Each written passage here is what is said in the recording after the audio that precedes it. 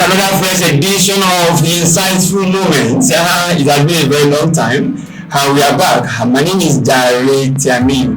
And today, as we always do, we try to talk about people that are shaking things, people that are moving things, and people that are, representing the people at different levels.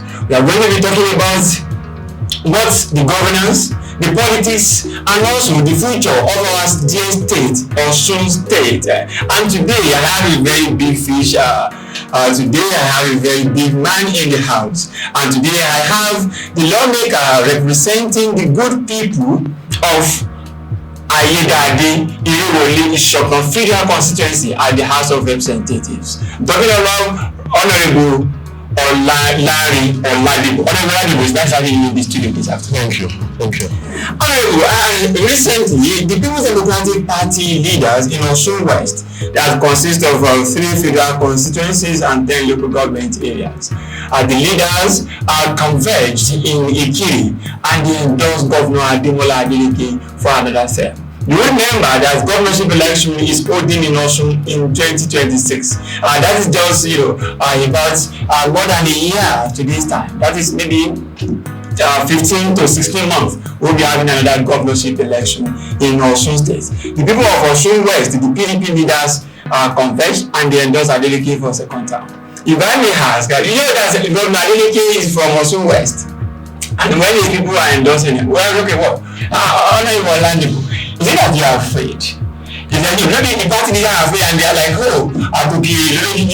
so let's start from now so that we will be able to pass the message across to the people. Thank you very much. We Osun West leaders, we converged in the Ikiri, as rightly said, about a week ago to endorse Governor Adeleke for second term. We're not afraid of anything. What we just did was that he is one of us in Osun West, and we said we should be the first to endorse him because he's our son, it's our product, it's our brand. And as you can see, you live in Osun as well, as you can see, Governor Adeleke has done wonderfully well. In about 2.5 years that he's been at the mantle of leadership in Osun. The people of Osun West, we have the traditional rulers, the artisans, the market women, and a lot of people have been calling us to call on Governor Adeleke to declare for second term because they want him to continue the good work he's been saying. And we are also encouraged by what we've also seen. We've seen his body language that he's doing well, and we don't want to preempt it that we want him to come out and declare on time that he needs to come out for second term, and that will consolidate all what he has been doing. We are grateful for him for what he has been doing. He has represented us well, and we are proud of him. He's our son, and we want to present him again for a second term just because of what the people that they elected us have been telling us to tell him, and that's exactly what we did on. Yes, I wanted to ask you that why the endorsement? Is the endorsement based on Homowani?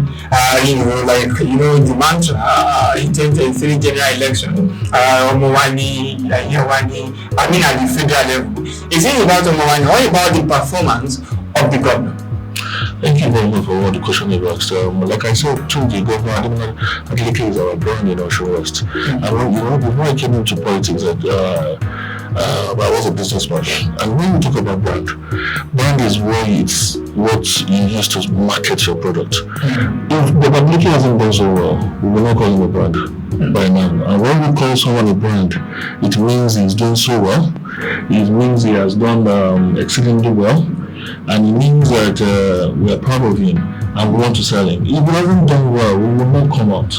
We will not come out to say we want to endorse him. And that's why we did that. Look, before others come out or say anything, let's sell our own brand, which I told you that's Governor Adeleke. And we are so happy with him. And we know that very soon he's going to declare officially for the second term. Okay, let me also ask you, as we political journalists, we get information from different parties. There is every possibility that the APC will zone its governorship ticket to Osun West. We are getting, maybe the chances of former Governor Adeleke contesting again is getting slimmer with the body languages of his followers. There is possibility that they have their candidate from the West. Is your party not afraid that a product, and at least somebody from the West, from opposition party, especially, with the way things are moving, it may be from Ikiri, which will be one of your constituents, one of the people you are representing. Are you not afraid that if you have somebody like that? I would like to answer this question simply by saying that whoever they bring from Osun West in the opposition party doesn't matter to us. Like I told you, what matters to us are brand in which we believe in Governor Adeleke, and he has done so well in Osun West. We are proud of him. If we are to count the number of projects he has done in Osun West that made us endorse him, we will not need to this studio here on time. And I really want you to understand that we are looking for that political figure from Osun West in the position that can match what he has done in just 2.5 years, and I can't see any. If there's any, so there is nobody that can match him. I can't see. You are saying he's the best product from the West. I can't see now, right? I can't see any. I can't see any. I don't even know anyone. So when I can't see anyone that can even compete with him in terms of records, in terms of anything. Look, in terms of achievements. The people are going to ask you what you did. What about in terms of the love, the way you relate with the people? That's what I'm saying. Look, Governor Adeleke is one of the governors I've seen in my life that is very accessible. If you call him one name, he's going to pick your call. He said he's busy. He said he's doing other things. He's going to give me appointments. You're going to come see him, and we'll talk whatever you want to tell him. Most of the journalists in this state, tell me you said you know a lot of information. He's very accessible, and that's one of the key things that we love him for accessibility. And I'm just wondering when you said a political figure from Ikire. I come from the neighboring town of Ikire, and I don't know anybody that can compete with him in Ikire. But maybe as we go, maybe when they unfold the candidate and we see, we'll get to that stage. Okay, maybe when they unfold their candidates, you'll get to that stage. But you are telling us that you are not afraid. Even the person is from your family. You are not afraid. We are not. You see, look, let me tell you about the former constituency. And maybe when we get to that stage, you talk about that. The achievement we've done there, so to know me, myself, and all other elected officials from that place and other appointed officials, in those 2.5 years, the people have seen the difference. I come from a federal constituency whereby the opposition did not do a single road in 12 years. It's not one road. You said I come from a federal constituency, a local government, a local government that the opposition did not do one single road in 12 years. In 12 years, no single road in Sokoto. We have some, former political appointees said from former commissioner for Yes. I can tell you for 12 years, but I don't know of any. Maybe the one that's not visible. But cannot be.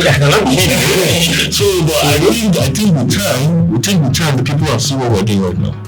So they're able to compare what we're doing. And I don't see how any opposition figure can win the Shokan local government. I don't know how, because the people are feeling what we're doing right now. They are feeling the presence of Governor Adeleke, feeling the presence of Senator Lanre, feeling what I'm also doing, another elected members, and I don't see. And we're not even losing sleep over that. So you're not losing sleep over whatever APC is doing. We're not losing sleep over that. Even though they are already, controlling the local governments, they are the ones that they council. No, please, a point of correction. They're not correct. But they are the ones that council. They're not at the secretariat. They are not at the secretariat. The APC members are at the secretariat. No. We still see pictures of the APC. That is what they make you believe. That's not what is really. Who is in charge of his local government? And the others to local government? PDP in charge of local government. Like you are aware, you were based on this state, you've done election, and we've elected our chairmen into all various local government secretariat. But what we've done is just to avoid bloodshed.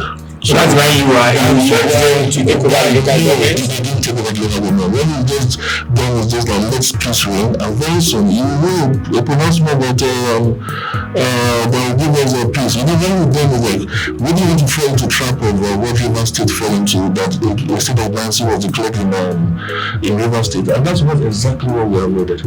And we want to thank our our party leadership and our state government for taking this caution that we should avoid trouble. But we're in charge of the local government and various local government sectors. In days ago, we saw some of them issuing letters of appointment to tax collectors. We saw the letter in Bombe. Today I'm also seeing a picture of some of the APC in Ifelodun, taking sitting at local government and issuing an appointment letter for presidential empowerment or something like that. And somebody will say that how exactly is your party handling this? That it's taking about, it's going to about 2 months now that you have been in this quagmire. What is your party? What is your strategy? Are you, because we saw that maybe you are waiting for court. What exactly are you doing? Like I told you earlier, what we're doing is just we're on the portion, we're on the part of caution piece. All these letters you saw in Morocco, if you look at they're just social media, what do they call it? Social media jamborees that we don't, does not move us. And we see the state government that issued a directive telling the police to ensure that these people are not legally constituted to enforce tax force issues. So I think by and large, I don't think that's an issue to worry about, because they are not things to worry about. Yeah. What about your own representation? Honorable, you are already, let me say, 22 months in the office. And people are saying, as a lawmaker, this is your second full budget, 2024 and 2025. So, sir, tell us what you have been able to do in those years. Remember that you succeeded a woman from one of the local governments. You are the first person, if I'm right, from your local government to be an House of Representatives from Michoacan. How far so far with your representation? Thank you very much. This is a very good question, and I've been waiting for this. Like you said, I think yesterday or today is going to make 22 months that we came into office. And what we've been able to do is that National Assembly, many people do not understand what the work of National Assembly do. It's just facilitation and lawmaking and bills, motions, thereabout. But because of the passion for development that our people have, lawmakers are now going into executive functions. So thereby, I will be able to list one of the things I've facilitated in just 22 months. First of all, we graded 100 kilometers road of network. That's the budget 2024. 100 kilometers rural road. We graded it in the 3 local governments. And in 6 towns. We did in Ikire, we did in Boga, Odiomu, Owu, Apomo, and Ikoyi. So we're able to do that. Then we moved to we've completed a 3-block classroom in Ikoyi. We've completed a 3-block classroom in Boga. We've completed 6-block classroom in Apom. We've renovated LGA office in Ikire. We've done a very big borehole in Ikire. Completed projects that people are using now. You get there now, you see that people are using them. Yes, and what they're doing is like the boxer. We completed all that. What is under construction now is a road in Apom. We'll soon start the one for Bogon. We've completed the installation of transformer in Odiomu. We are going to start the road in Bogon very soon. We are 50 to 60% gone on the road in Abomu, and we are 30%, I think, from the update I get about the primary health center in Owo. So, but people do not understand that the federal government has not released funds for all this. The federal government has not released. So you get funds to do this? We have to source for funds. And this is one of the major ingredients that is slowing this project down. We have to source for funds, and to source for funds in this country now, it's very difficult. Not one project I've listed have been paid by federal government in 22 months. That's why are they not paying? Is it because it's I don't know. opposition or it's affects all lawmakers? I think it's general. All lawmakers are there. I think it's general. I think looking at it, I think I don't know what to even say, because lawmakers also complaining that the budget has always been 25 to 30% implemented in 2024 budgets. 2024. We have not even started 2025 at all. We've only passed it. We've not even started that at all. My budget for 2025 will also make my constituents very happy. I've only listed what I've done in 2024. So everything you're talking about is 2024. And money has not even been released. Yes, April 2025. And the people will be asking, why have you done? I've not even finished listing my project. Okay. I was able to distribute rights to my constituents, fertilizer, and we empower them with little petty cash. We also intervene, we try to assist people, out of our personal resources to alleviate their suffering. These are things we continue to do in 22 months. But the major thing is that all these players I've listed for you has not been paid. You see, you are a lawmaker and a federal lawmaker that, and if there are issues of appropriation, we ask the lawmakers, what exactly is the problem? Is it that there is a paucity of funds at the federal level, or what exactly, at least you will be communicating with government officials, MDAs, and what are the issues? Even before I walked into the studio, I still make calls to find out why is this going on. A lot of contractors have left site because they were not being paid. A lot of contractors. And those who get their money are getting it in bits that are not substantial enough to carry out a lot. But I've listed the project that we've done, and I've not even been paid. And you say we have to source for funds to get the job, because the constituents will not understand that this has to do with a federal government issue. They want to think that it is you not performing your own duty well. So we're not going to get there is no money. You see, I'm very careful not to say that. Because I'm very careful not to say that, because I don't work in the executive. I don't know what exactly happened. But from my point of view as a lawmaker, what we're saying, it's not a good thing, because what we're seeing on the ground is not really making the contractors happy that we have to work for our constituents. So, but for what I can see, no, our project has not been funded and has not been paid. If they have been funded, they have not been paid. That's what it's exactly right now on ground. But we are hoping that very soon, maybe things will change. We are hoping, as a lawmaker, I have to be hopeful. We have appropriated money for 2024 since December 30, 2023. And this is 2025 April. The money has not been paid to the contractors, but they are asking them to submit their bills. They have been submitting, but they have not been paid. Let me use this opportunity to clear. I want you to clear here on something.